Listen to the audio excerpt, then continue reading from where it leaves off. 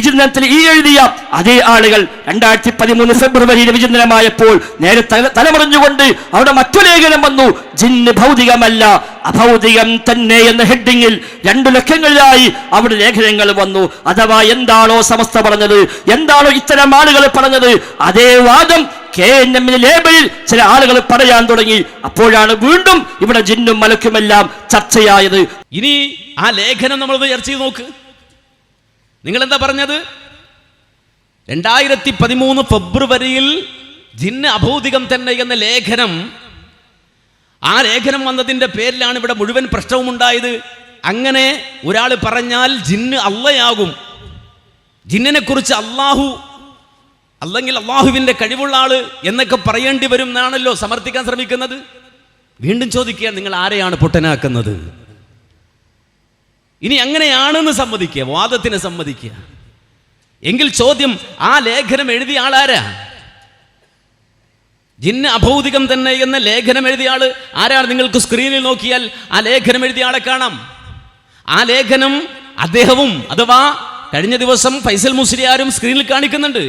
എന്താണ് അവിടെയുള്ളത്? ആരാ എഴുതിയത്? KC മുഹമ്മദ് മൗലവി മാറഞ്ചേരി. എന്താണ് ആ ലേഖനം എഴുതിയ ആളിന്റെ പേര് നിങ്ങൾ പറയാതിരുന്നത്?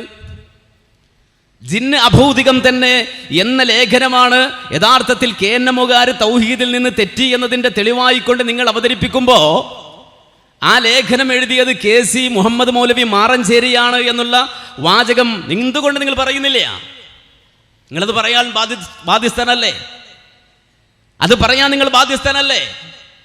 ഈ കാണുന്ന ലേഖനം തന്നെയല്ലേ അത്?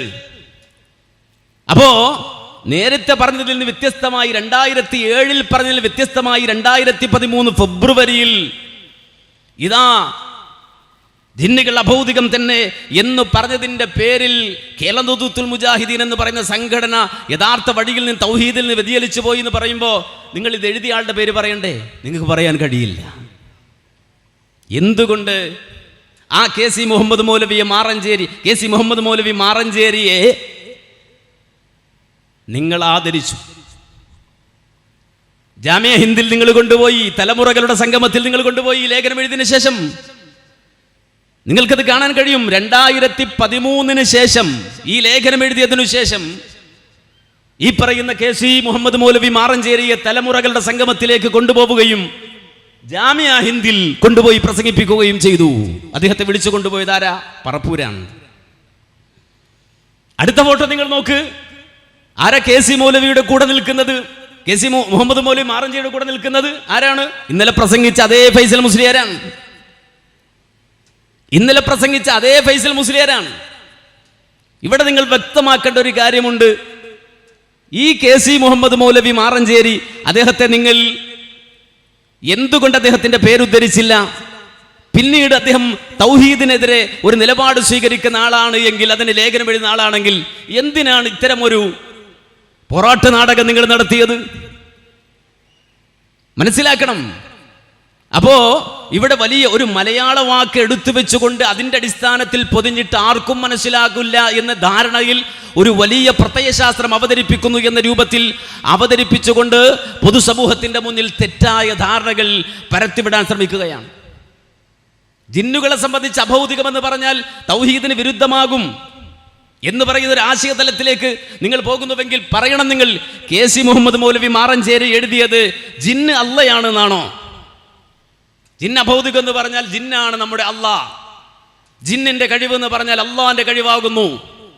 അള്ളാഹു പ്രവർത്തിക്കുന്നതാണ് ജിന്ന് പ്രവൃത്തി, അള്ളാഹിന്റെ പ്രവൃത്തി പോലെയാണ് ജിന്നിന്റെ പ്രവൃത്തി എന്നാണോ ജിന്ന് അഭൗതികം എന്ന് പറഞ്ഞാൽ അതിന്റെ അർത്ഥം?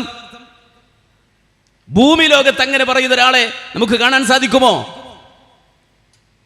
ഈ രൂപത്തിൽ വളരെ ലളിതമായി മനസ്സിലാക്കാൻ കഴിയുന്ന ഒരു കാര്യത്തെ പോലും സങ്കീർണമായി അവതരിപ്പിക്കുകയാണ്. അങ്ങനെയാണെങ്കിൽ നിങ്ങൾ നോക്കൂ, ഇത് ഫൈസൽ മുസ്ലിയാർ എഴുതിയ പുസ്തകമാണ്. തൗഹീദിന് വിരുദ്ധമായ നിരവധി സംഗതികൾ കുത്തിനിറച്ച ഒരു പുസ്തകമാണിത്. ലാ ഇലാഹ ഇല്ലല്ലാഹ് എന്ന് പറയുന്ന അടിസ്ഥാന ആശയങ്ങൾക്കെതിരെ രചിച്ച ഒരു പുസ്തകമാണിത്. ആധികാരികമായിട്ട് പറയുന്നത്. എന്നെ ചോദ്യം ചെയ്യാൻ ധൈര്യമുണ്ടെങ്കിൽ നിങ്ങൾ എഴുന്നേറ്റ് വരൂ. ലാ ഇലാഹ ഇല്ലല്ലാഹ് എന്ന ആദർശത്തിനെതിരെ പുസ്തകം എഴുതി ശുബ്ഹാത്തുൻ ഹൗല തൗഹീദ് വറദ്ദു അലൈഹാ, അതിനനുസൃതമായ ഒരു പേരും കൊടുത്ത് തൗഹീദിനെതിരെ എഴുതിയ ഈ ഗ്രന്ഥം ആ ഗ്രന്ഥത്തിൽ പോലും കൃത്യമായി എഴുതി വെച്ചു. എന്താണെന്നറിയോ? കേട്ടോ, ഇതിന്റെ 132 പേജിൽ സാധാരണയായി കാണാൻ സാധിക്കാത്ത ജീവിവർഗം എന്ന നിലയിൽ അവയെ അദൃശ്യ സൃഷ്ടികൾ എന്നോ അഭൗതിക ജീവികൾ എന്നോ വിളിക്കാവുന്നതാണ്. ഇത് ഫൈസൽ മുസ്ലിയാർ തന്നെ എഴുതിയ പുസ്തകമല്ലേ? ഇതിന്റെ 132 പേജിൽ പറയുന്നു, സാധാരണയായി കാണാൻ സാധിക്കാത്ത ജീവിവർഗം എന്ന നിലയിൽ അവയെ അദൃശ്യ സൃഷ്ടികളെന്നോ അഭൗതിക ജീവികളെന്നോ വിളിക്കാവുന്നതാണ്. എന്നാൽ കാര്യകാരണ ബന്ധങ്ങൾക്കപ്പുറത്ത് എന്ന് പറയാൻ പാടുള്ളതല്ല. എന്നാൽ അമാനി മൗലവി തന്റെ തഫ്സീറിൽ രേഖപ്പെടുത്തിയതുപോലെയുള്ള തലങ്ങളിൽ അഭൗതികം എന്ന് വിശേഷിപ്പിക്കാവുന്നതാണ്. അപ്പൊ എല്ലാം അതിൽ നിന്ന് കിട്ടി. അമാനി മൗലവി അഭൗതികം എന്ന് എഴുതിയിട്ടുണ്ട്. അപ്പോ അമാനി മൗലവി തന്റെ തഫ്സീറിൽ രേഖപ്പെടുത്തിയത് പോലെയുള്ള അർത്ഥതലങ്ങളിൽ അഭൗതികം എന്ന് വിശേഷിപ്പിക്കാവുന്നതാണ് എന്ന് പുസ്തകം എഴുതി പച്ചമലയാളത്തിൽ വിസ്റ്റം കമ്പനിയുടെ പേരിൽ 80 രൂപക്ക് പുറത്തു വിട്ടിട്ട് ഇന്നലെ ഈ പച്ചത്തോന്നിയാസം ഈ സമൂഹത്തിന്റെ മുന്നിൽ അവതരിപ്പിക്കേണ്ടതുണ്ടോ? ഇവിടെ ആരാണ് ജിന്ന് എന്തെങ്കിലും പ്രവർത്തിച്ചാൽ അള്ളയാണ് ആ ജിന്നിന്റെ പ്രവൃത്തി അള്ളാന്റെ പ്രവൃത്തിയാണ് എന്ന് പറയുന്നത്? അപ്പോ ബോധപൂർവം സമൂഹ മധ്യത്തിൽ തെറ്റിദ്ധരിപ്പിക്കുവാനുള്ള ശ്രമം